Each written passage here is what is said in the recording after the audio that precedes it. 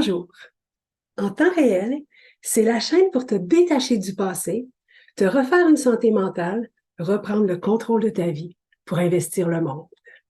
Aujourd'hui, comment aider les victimes de violences conjugales quand on est de la famille ou des amis?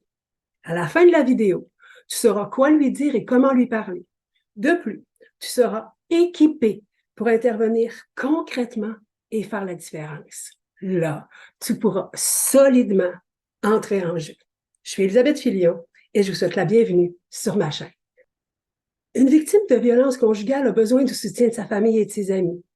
Se sentir supporté pendant son processus de guérison et de remise au monde fera la différence. Voici comment. 1. Valider ses émotions. Oh, j'avais honte. J'ai été au refuge pour les femmes victimes de violences conjugales et je me demandais comment j'avais bien pu me ramasser là. Pire encore, je me sentais coupable d'être partie, puis je me jugeais de me sentir coupable. J'avais peur, il me menaçait partout, au travail, dans mon quartier, en ligne. Je faisais de plus en plus d'hypervigilance dès que je mettais le nez dehors. Heureusement, chaque soir, j'appelais l'un des miens. Maman, ma sœur, mon beau-frère, mes nièces, mes amis, mes cousines. Personne n'a banalisé ce que je vivais. Personne ne m'a condamné d'être dans ma situation. J'ai été accueillie sans jugement. J'ai été crue. Et je savais que mes proches étaient là, même s'ils habitaient 300 kilomètres plus loin. C'est la première clé. Écouter avec le cœur et accueillir. 2. Créer un environnement soutenant. Lorsque je suis arrivée au refuge pour les victimes de violences conjugales, l'intervenante m'a averti. C'est pire après que tu sois parti. Je ne l'ai pas cru. C'était pas possible que ce soit pire. Je me suis trompée. C'était possible. Aussi, c'est après que je sois partie que des semaines et des mois de harcèlement ont commencé. J'étais fatiguée et au bout du rouleau. En vérité, d'épuisement en dedans de moi. Il ne restait plus rien.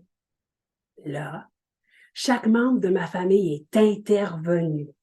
Ma mère m'a écoutée et consolée. Ma sœur m'a hébergée et gardée en sécurité. Mon beau-frère m'a fait un plan pour que je recommence à manger. Ma nièce, en alimentation fonctionnelle, est intervenue avec ses suppléments alimentaires. Mon autre nièce est venue jouer avec moi afin de me faire rire. Je pourrais continuer. Un environnement soutenant, c'est de respecter les choix et la vitesse de la femme qui est en train de se battre. C'est essentiellement de lui montrer qu'elle n'est pas seule et qu'elle est aimée. C'est la deuxième clé. Le temps, votre support et son courage vont la guérir. Numéro 3, devenir pratico-pratique.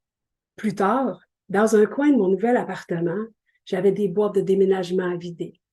Dans une autre pièce, des meubles fraîchement livrés à monter. Moi, j'ai été écrasée et abattue en plein milieu de la place. J'étais dans la confusion la plus complète. Je comprenais plus rien de ce qui m'arrivait. Je ne savais pas par où commencer. Je me souvenais même pas c'était quoi commencer. J'évitais de sortir de chez moi. À l'épicerie, aucun aliment ne m'intéressait. Ni mon téléphone, ni ma télévision n'attiraient mon intérêt. C'était le vide. Des semaines et des semaines de vide. Heureusement, mes proches étaient là.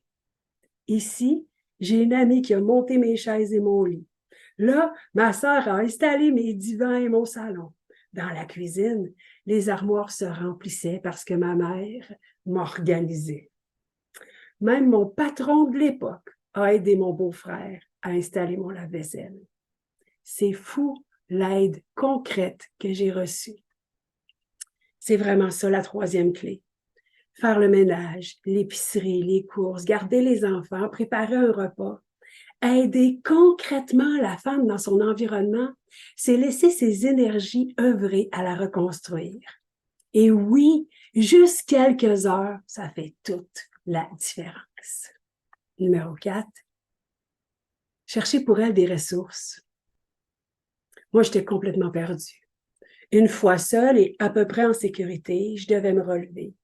Or, entre la dépression, l'anxiété, l'hypervigilance, le choc post-traumatique puis les crises de panique, ouais, j'avais plus toute ma tête. On ne se relève pas seul de la violence conjugale. Il est essentiel d'être en les mains de professionnels en séquelles de violence conjugale, psychologues, travailleuses sociales ou coachs comme moi. Sinon, le risque de reproduire le pattern et de retomber dans le piège d'une relation toxique est augmenté, ou bien de sombrer pour des années dans la maladie mentale. Sans un inventaire personnel honnête et des prises de conscience majeures, c'est le pattern qui va se répéter, surtout en situation de précarité économique. En tant que proche, c'est pas à vous de jouer ce rôle-là. Aimer cette femme à qui vous tenez, c'est pas être équipé pour l'outiller pour son avenir. C'est une clé, ça. Hein? On appelle ça les aidants naturels. Ben oui, mais l'aimer, c'est pas suffisant pour l'outiller.